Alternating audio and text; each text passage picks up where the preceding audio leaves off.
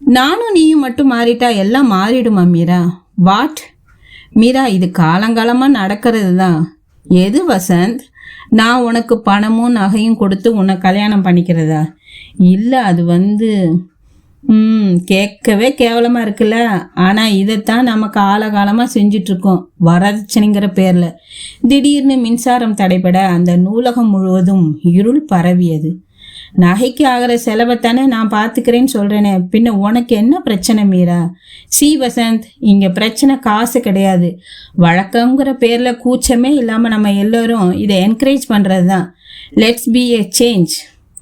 உங்கள் வீட்டிலேருந்து எதுவும் எனக்கு வேண்டாம், எங்கள் வீட்டிலேருந்து எதுவும் உனக்கு வேண்டாம்.